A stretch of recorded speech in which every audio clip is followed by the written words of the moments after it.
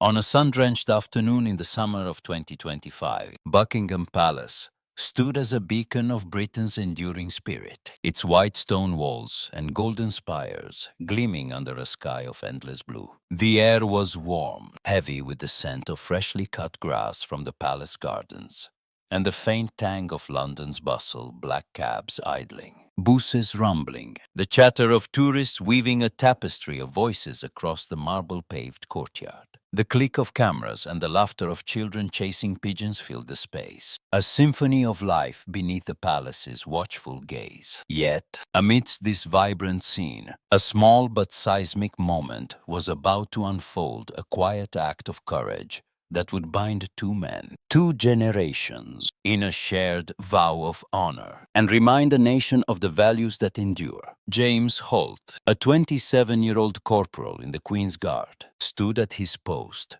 by the palace gates, a figure carved from discipline and duty. His navy blue uniform, pressed to perfection, hugged his sturdy frame. The polished brass buttons catching the sunlight like tiny stars. His bearskin hat, a towering symbol of tradition, cast a shadow over his face, but his eyes green, steady, and watchful betrayed a mind alive with purpose. James had grown up in a terraced house in Manchester, the son of a nurse and a postman, raised on stories of his grandfather's service in the Falklands. He had joined the army at 18, not for glory, but for a sense of belonging, a way to serve the country that had shaped him. His training had been grueling, endless drills, sleepless nights, the weight of history pressing down. But it had forged him into a man who stood as still as stone, yet burned with a quiet fire. To the tourists snapping photos, James was a spectacle, a living relic of royal pageantry. They marveled at his stillness, posed beside him, whispered bets about whether he'd blink. But today, as the sun climbed higher, James felt a prickle of unease, a soldier's instinct that something was amiss. His eyes, trained to scan without moving, caught a figure in the crowd. A frail, stooped man, his steps slow but deliberate, his presence somehow heavier than the throng around him. The man was Marcus Turner, 91 years old, a veteran of the Second World War, his chest adorned with medals that gleamed despite the wear of decades. His coat, a faded khaki, was meticulously pressed, a testament to a life of pride and precision. Marcus leaned on a cane, its tip tapping the marble with each step, but his head was held high, his blue eyes sharp with the clarity of a man who had seen the world's darkest corners and emerged unbroken. Marcus had been a boy of 17 when he enlisted in 1941, lying about his age to join the Royal Artillery. He had fought in North Africa, his hands blistered from the heat of anti-tank guns, his heart scarred by the sight of mates falling in the desert sand. He had landed at Normandy, wading through blood-streaked waves, and later marched through Germany, his boots caked with the mud of liberation. His medals: the military medal for bravery at El Alamein, the France and Germany star, and others were not trinkets, but anchors, each one tied to a memory of sacrifice. Now, living in a modest flat in Bermondsey, Marcus visited the palace each year, not for nostalgia, but to honor the friends who never came home. Today, accompanied by his great-granddaughter, Lily, a bright-eyed girl of 10, he felt the weight of those memories more keenly, the sunlight stirring echoes of a life long past. The courtyard was a microcosm of Britain and beyond, a family from Birmingham, their accents thick, shared a picnic on a nearby bench, their laughter mingling with the hum of the crowd. A German couple, guidebook in hand, debated the palace's architecture, their voices soft with awe. A retired vicar from Kent, his wife at his side, watched the guards with quiet reverence, remembering his own father's stories of the Blitz. A young journalist from the Telegraph, stationed for a feature on tourism, scribbled notes, her eyes darting across the scene. Lily, clutching Marcus's hand, pointed at James, whispering, "He's like a statue." Grandad. Marcus smiled, his voice low. He's more than that. Love, he's a soldier. But the harmony of the moment was shattered by a shadow moving through the crowd. A group of men, their leather jackets and heavy boots out of place in the summery throng, loitered at the courtyard's edge. Their eyes were cold, their laughter sharp, cutting through the air like a blade. They were local troublemakers, known to the police as petty thieves and bullies, drawn to the palace by the promise of easy targets among the tourists. Their leader, a wiry man named Darren, his face scarred from bar fights, spotted Marcus, his medals glinting like a beacon. "Look at that," Darren sneered, nudging his mate, a hulking figure called Mick. "Old man thinks he's a hero." The group laughed, their voices grating, their presence a stain on the courtyard's warmth. Marcus, his cane steady, continued his slow walk, Lily's hand warm in his. But Darren stepped into his path, his boots scuffing the marble, his grin mocking. "Oi, Grandad, watch where you're going," he said, his voice loud enough to draw eyes. Marcus paused, his blue eyes meeting Darren's with a calm that belied his age. "I'm fine, thank you," he said, his tone measured, polite, but firm. His hand tightened on his cane, not from fear, but from a pride that had carried him through war. Lily, sensing the tension, pressed closer, her eyes wide. The Birmingham family, their picnic paused, exchanged uneasy glances. The German couple, their guidebook lowered, whispered in concern. The vicar, his wife's hand on his arm, murmured, "Poor man shouldn't be bothered." James, at his post, felt the scene unfold like a tightening knot in his chest. His training demanded stillness hours without moving, ignoring taunts, heat, exhaustion. The Queen's Guard were symbols, not vigilantes.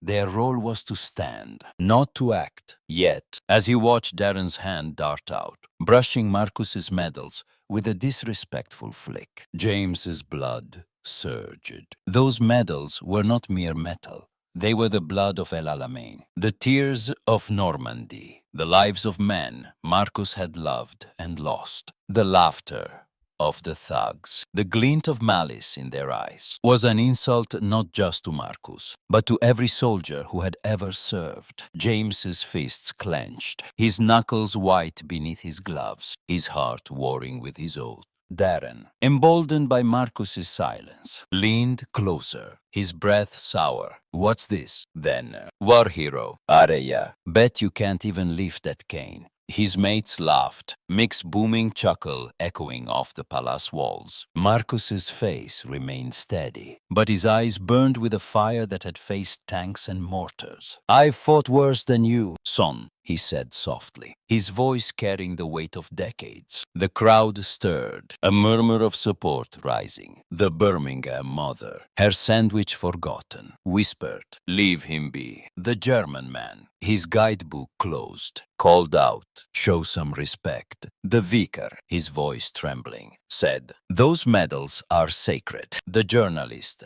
her pen racing, wrote, "Veteran harasse." Guard's response awaited. James's mind raced. He's training a cage around his instincts. He thought of his grandfather, whose Falkland stories had taught him the cost of courage. He thought of his mates in training, who had pushed him to stand taller, to endure. He thought of the oath he had sworn to the crown, to Britain, to the principles that bound them. To stand still was to honor that oath. But to stand still now felt like betrayal. Marcus's medals, Lily's frightened eyes, the crowd's growing unease.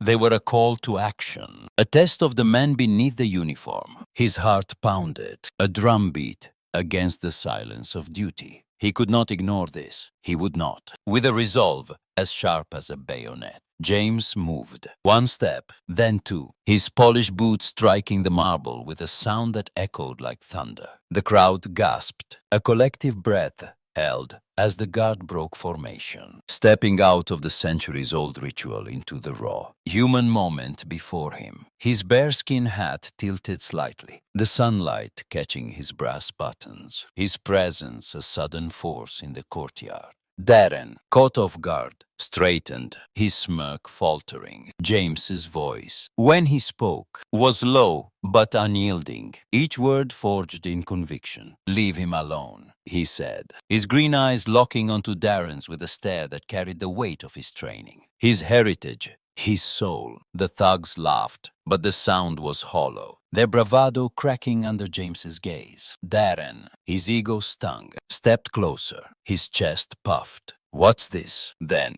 tin soldier once ago, he reached for Marcus's medals again, his fingers grazing the military medal. James moved like lightning, his gloved hand clamping onto Darren's wrist, twisting it with a strength honed by years of drills. Darren yelped, his arm pinned, his bravado crumbling. Mick, the hulking mate, lunged forward, his fist raised. But James was ready. He sidestepped, using Mick's momentum to send him stumbling into the crowd, who parted with shouts of alarm. The Birmingham family scrambled back, the mother shielding her children, the German couple, their awe turning to fear, filmed with trembling hands. The vicar, his wife clutching him, prayed softly, "God protect him." The skirmish was brief but fierce. James, his movements precise, deflected a wild swing from another thug, a lanky man named Pete. He drove his elbow into Pete's chest, sending him gasping to the ground. Darren, freed from the wrist lock, tried to grab Marcus's cane, but James was there, his body a shield between the veteran and the threat. With a final, controlled shove, he sent Darren sprawling, the thug's leather jacket scraping the marble. The crowd roared, a mix of cheers and gasps, their phones capturing every second. The journalist, her notebook forgotten, typed furiously on her phone. "Guard intervenes, veteran protected, honor upheld." Lily, her fear giving way to awe, whispered, "He's saving Grandad." The thugs, their courage shattered, scrambled to their feet, retreating under the weight of James's stare and the crowd's disapproval. "You'll regret this," Darren shouted, but his voice was weak, his mates already fleeing. The Birmingham father, his picnic, abandoned, clapped slowly, his voice booming. "Well done, lad." The German couple, their video paused, joined the applause, their faces alight with respect. The vicar, tears in his eyes, said, "That's a true Brit." Marcus, his cane steady, looked at James, his blue eyes glistening. "Thank you, son," he said, his voice thick with emotion. Lily, her hand still in his, beamed,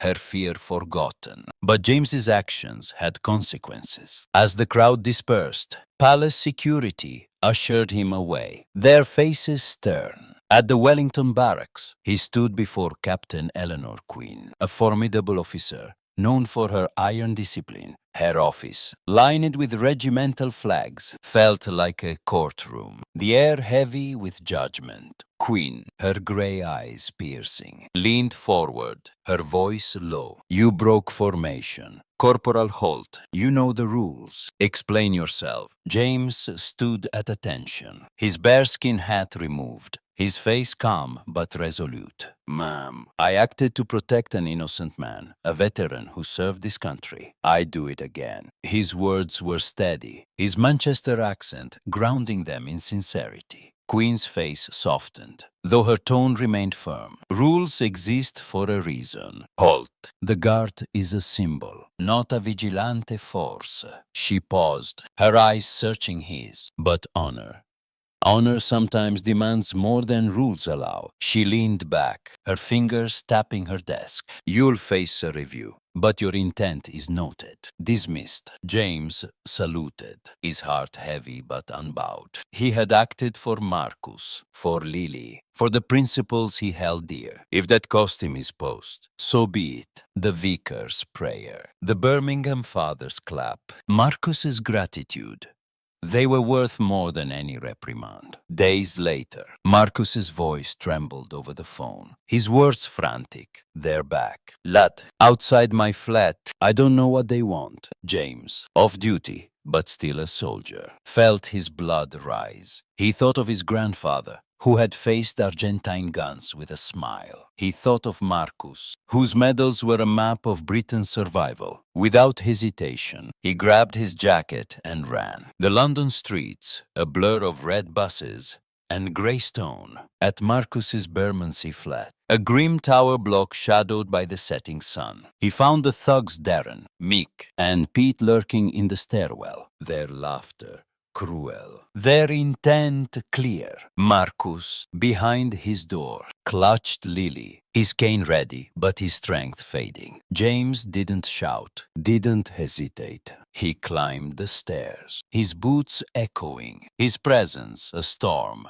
in the dim corridor. "You again," Darren sneered, but his voice wavered. James's eyes, green and unyielding, silenced him. "Leave now." Mick raised a fist, but James was faster, his training a reflex. He grabbed Mick's arm, twisting it until the thug yelped, then shoved him down the stairs. Pete, his courage gone, fled, his boots sleeping on the concrete. Darren, alone, swung wildly, but James caught his wrist, pinning him against the wall. "This ends today," James said, his voice a low growl. "You don't touch him, ever." Darren, his bravado shattered, nodded, his eyes wide with fear. The thugs fled, their shadows swallowed by the dusk. Marcus opened his door, his face pale but grateful. "You didn't have to, lad," he said, his voice breaking. Lily hugged James's leg, her voice small. "You're a hero." James knelt, smiling, just doing what's right. "Love."